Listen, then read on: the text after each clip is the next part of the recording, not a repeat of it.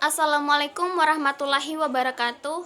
Kami dari kelompok 2 ingin mempresentasikan hasil makalah kami yang berjudul Ruang Lingkup dan Cakupan Konsep Dasar IPS. Saya Neneng Puspita sebagai pemateri pertama. A. Hakikat dan karakteristik konsep dasar IPS. Konsep dasar IPS. Hakikatnya IPS merupakan perpaduan pengetahuan sosial. Misalnya, tingkat SD perpaduannya antara sejarah dan geografi. SMP perpaduannya antara sejarah, geografi, dan ekonomi koperasi. Sedangkan di SMA perpaduannya antara sejarah, geografi, ekonomi koperasi, dan antropologi, dan di perguruan tinggi IPS ini dikenal dengan studi sosial, di mana IPS dan studi sosial merupakan perpaduan berbagai keilmuan dan ilmu sosial. Jadi, IPS merupakan penyederhanaan dan penyaringan terhadap IIS yang penyajian di persekolahan disesuaikan dengan tingkat pendidikan dan kemampuan guru dalam menyampaikan materi tersebut. Bentuk pembelajaran IPS ini berupa konsep-konsep dan kenyataan yang ada atau fakta yang dapat dipahami dan dipecahkan, yang berkaitan dengan masalah-masalah sosial. Contoh dalam geografi yaitu penebangan hutan. Maka akan terjadi kerusakan alam yang tidak hanya kerusakan geografi saja, tetapi yang lainnya juga menjadi tidak stabil atau seimbang, baik secara ekonomi maupun sosial, kemasyarakatan atau sosial budaya.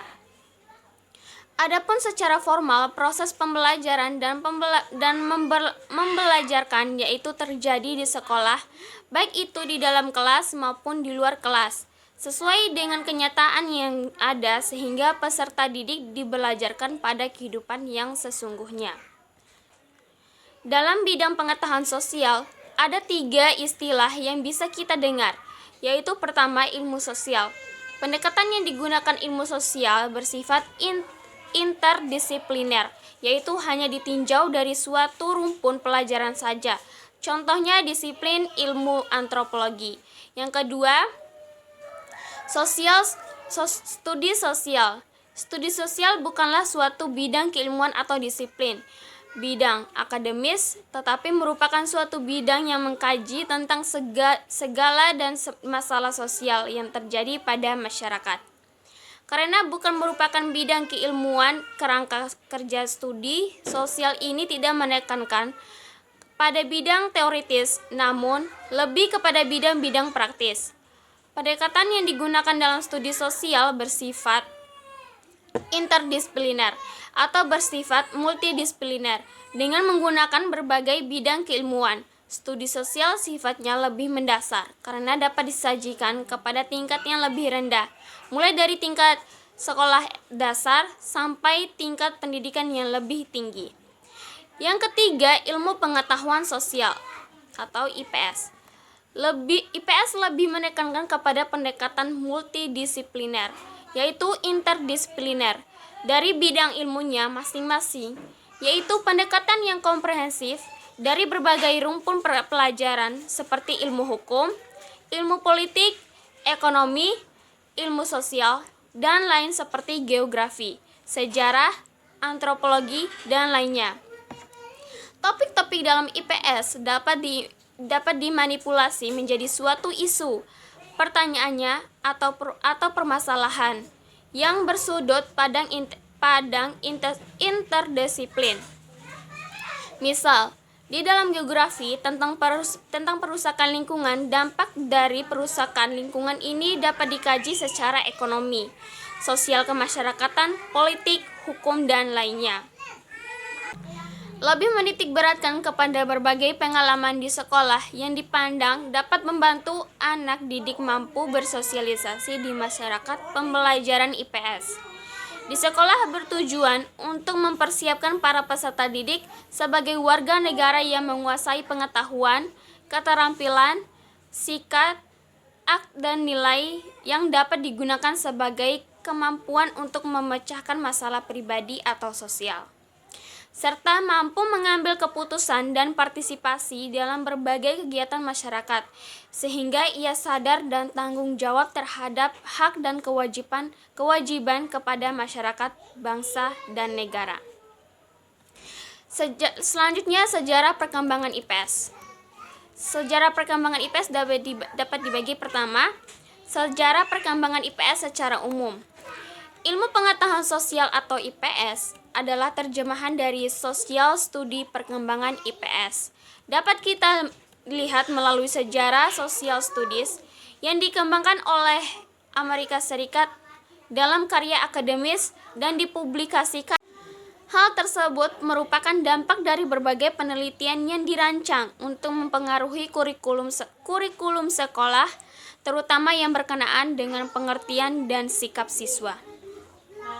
Banyaknya gerakan-gerakan yang muncul akibat dari tekanan yang cukup dahsyat untuk mereformasi social studies. Mereka menganggap perlu adanya perubahan pembelajaran social studies menjadi pembelajaran yang berorientasi atas pendapat para pakar. Akhirnya para sejarawan, ahli ilmu sosial dan pendidikan sepakat untuk melakukan reformasi social studies dengan menggunakan cara yang berbeda dari sebelum. Pendekatan tersebut adalah dengan melalui proses pengembangan kurikulum. Sekelompok pendidik, ahli psikologi dan ahli ilmu sosial secara bersama-sama mengembangkan bahan ajar berdasarkan temuan penelitian dan teori belajar.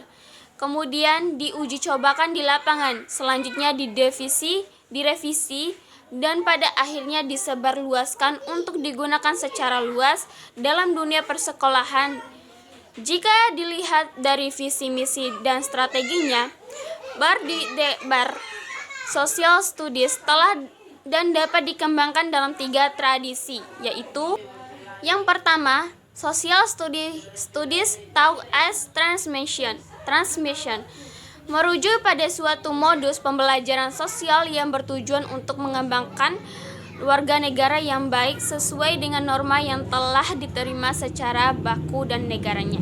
Yang kedua, Social Studies taught social skincare, merupakan modus pembelajaran sosial yang juga membangun karakter warga negara yang baik yang ditandai oleh penguasaan tradisi yang menitik beratkan pada warga negara yang dapat mengatasi masalah sosial dan personal dengan menggunakan visi dan cara ilmuwan sosial.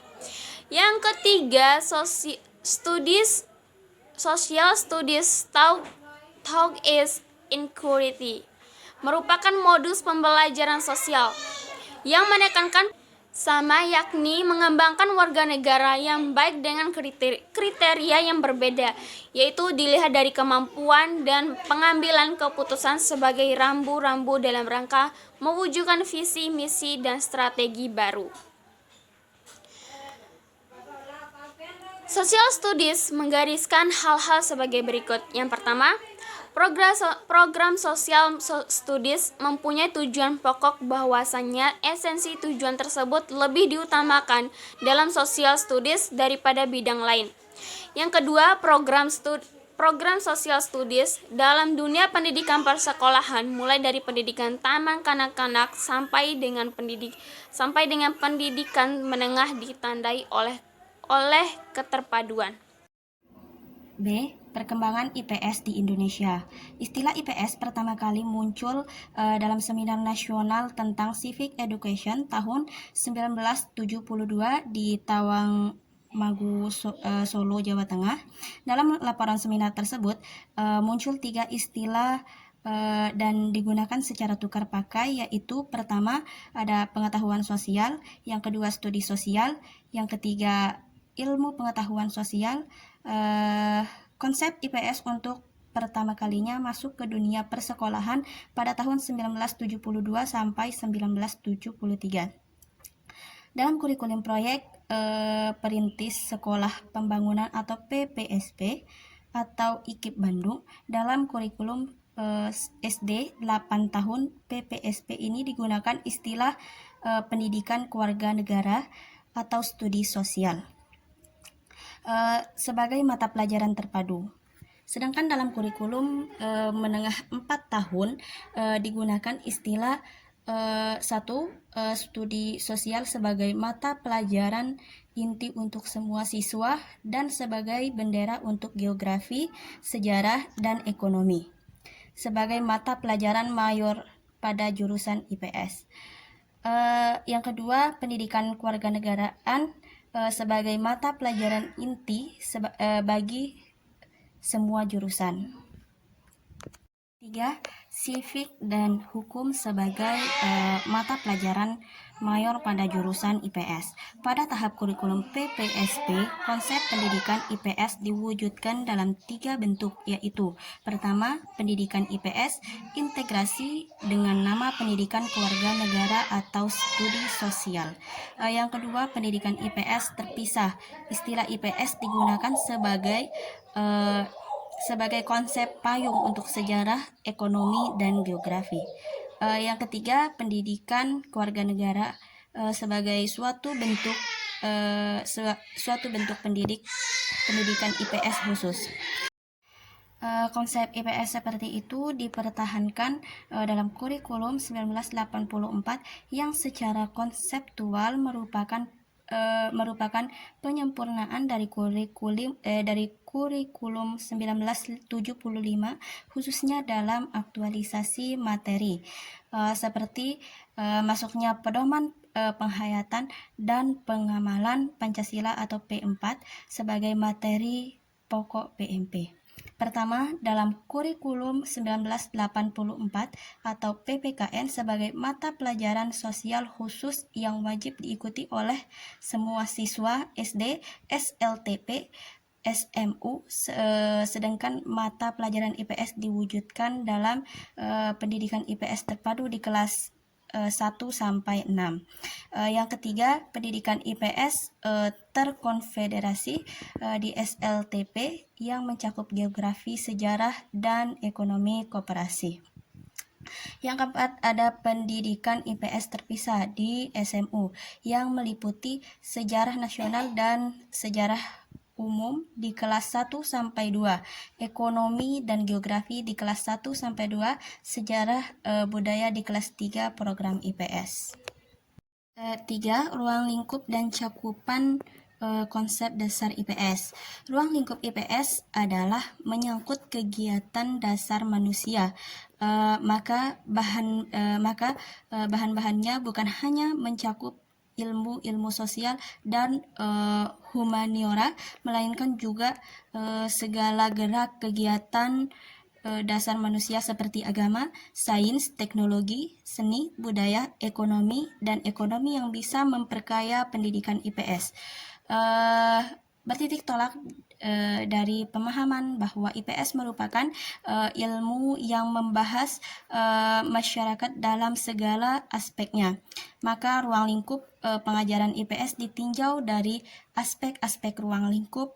Hubungan tersebut adalah hubungan sosial, hubungan ekonomi, hubungan psikologi, sosial budaya, sejarah, dan politik. Sedangkan dalam segi kelompok adalah dapat berupa keluarga, rukun tetangga, kampung, warga desa, organisasi masyarakat, organisasi masyarakat dan bangsa. Sementara bila ditinjau dari tingkatan bahwa ruang lingkup IPS dapat meliputi antara lain seperti lokal, regional, dan global.